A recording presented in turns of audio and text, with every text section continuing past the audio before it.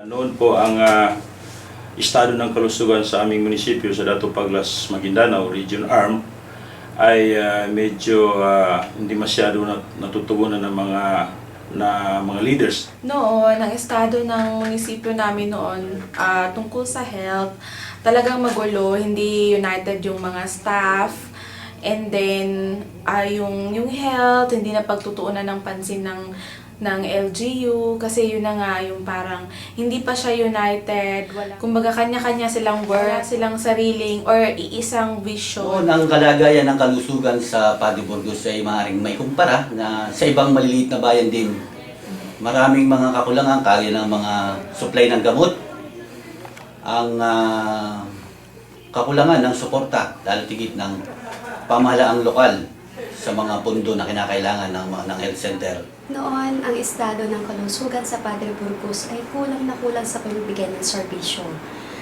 Lalong-lalo na sa kakulangan sa pagbibigay ng gamot, sa mga equipments, sa mga kaalaman o trainings para sa mga health personnel. First, ang relationship namin ng doktor, kasi meron kaming gap. So, hindi talaga ako nagbigay ng mga tulong sa kanila. Kasi ayaw ko talaga, sa kanyang attitude. Pero sa tulong ng swelling, siguro yun ang God's intervention. Nung last February na dito kami sa Antipolo, doon nag-umpisa na nagkabalikan na yung relationship between the chief executive and the rural doctor. Mas napaiting po ang relationship, mas nabuo ang relationship ng RHU at ng LGU, pati na sa mga tao. Malaking pagbabago ang mga nakita ko, unang-una sa aming minamahal na mayor. Mas napaiting pangin at kitang-kita namin lahat. Sa aming sa RHU, madalas na siyang nagtatanong kung kumusta na ba kami, ano yung mga kailangan namin. Hindi tulad noon na mahiya pa kami maglapit kay Mayor. Nagkaroon po ng pag-uusap ang mga iba't ibang mga sektor sa aming bayan at kasali na rin po rito ang mga mamamayan, ang mga beneficiaries na kung saan namulat po kami sa magandang maidudulot po ng pagtutulungan sa pagkamit po ng malusog na pamayanan. At ang mga pag-uusap na nangyari sa aming pamayanan ay nagdulot ng pagkilos para bigyan tugon ang mga iba't ibang mga issue ng pangkalusugan sa aming bayan. Na-feel namin na talagang may ipinagbago. Lalo na nung nag-expand kami ng local health board.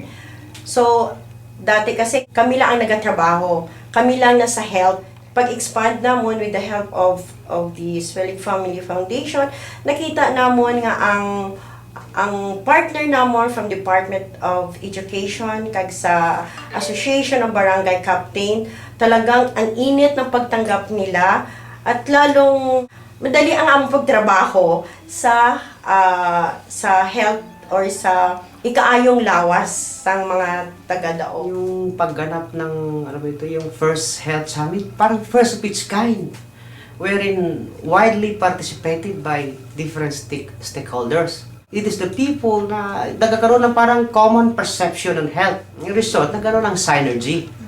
Synergy in delivery of basic health services. So, maraming mga achievements. Doon, wala pa kaming na-enroll na mga community sa yung Digen, sa PhilHealth. Siguro, isa yan sa mga mga achievements na rin. Sabi ni Mayor, nung magkausap kami ng taga-PhilHealth, sabi na, sige, intro tayo. So, outrightly, more than 2,000, no? Pero, hindi lang kami nagtatapos doon. We want na every household or families enrolled sa PhilHealth. Gumaan-gaan ang trabaho namin, nagbigay si Mayor ng honorarium sa mga active BHW. Marami na kaming volunteers ngayon. Gumanda na ang output namin sa reporting ng mga cases. Nakikita ang realidad ng munisipyo, ng health status ng munisipyo. Nagising na rin ang local government unit sa mga needs ng mga tao. So, nag-improve ang health services namin. Bukas, plano namin malaman at o ma-evaluate yung mga nagawa natin noon para may pagpatuloy natin ang next step na gagawin natin tungkol sa ating health. Hopefully, in the future, through this partnership, will help us strengthen our programs. It will help us give focus to our activities regarding health programs. Bukas, umaasa kaming mas lalong dumami ang aming partners. Tsaka mas tumaas yung awareness level ng aming mga constituents upang mas mapaganda pa yung pagpapatupad ng aming health programs. Bukas, umaasa kami masustain itong programa natin sa health. Itong konting tulong na naibigay sa amin na advocacy ay mapalago pa para lalo pa kaming matuto. At umaasa kami na masustain yung mga lahat ng natutunan namin dito, ma-implement namin. Meron na kaming 2,000 plus na PhilHealth. At umaasa pa rin ako na sana sa pag-ano ng 2009, kung hindi man 70% sa aming mga mamayan, na makapahinto ng PhilHealth. Siyempre gusto namin i-sustain yung mga gains namin ba. Just imagine, after 6 months, andun na kakain mga achievements ba. So yun ang gusto namin ma-sustain.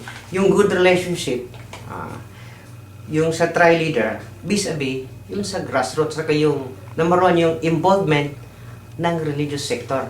Kasi we believe that they play a very vital role in advocacy.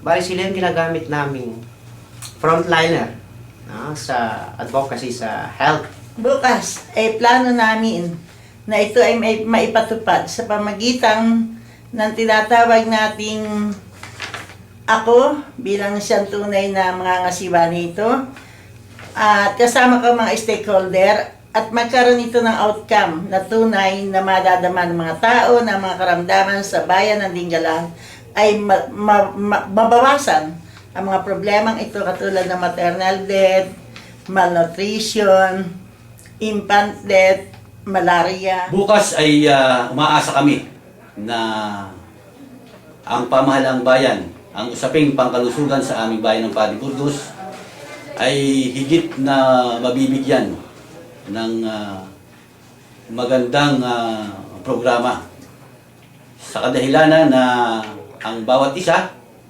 ang mga namumuno, ang nagpapatupad at ang mamamayan ay nagkakaisa sa isang layunin para sa isang sulong ng isang maunlad at malusog na pamayanan sa Padre Burgos. We're very thankful of the Swilig Foundation because we are one of the beneficiary sa programa ninyo.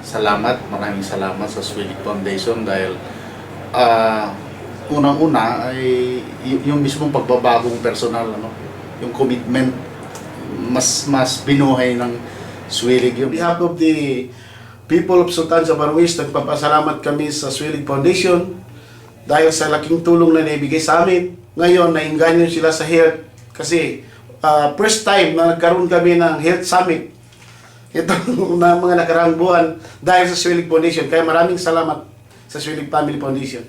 Maraming nasiyahan at maraming natutuhan ng mga tao ko doon. Kaya salamat talaga sa Swilig Family Foundation. Madamo gid nga salamat halin sa kaibuturan sa amon tagipusoon. Thank you, at marami pang thank you. Ang kalusugan ng Dato Paglas, toka ko ito. Kalusugan ng Padre Burgos, toka ko to. Ang kalusugan ng Paglat ay toka ko to. Maayong panglawas sa Bacolodians, kaakuan ko. Kalusugan ng SK Pendaton, toka ko to. Kalusugan ng Sultan sa Barongis, toka ko to. Kalusugan ng Santa Fe Nueva Vizcaya, toka ko to. Kalusugan ng Dingalan, toka ko ito. Kalusugan ng Dao, sabton ko ini.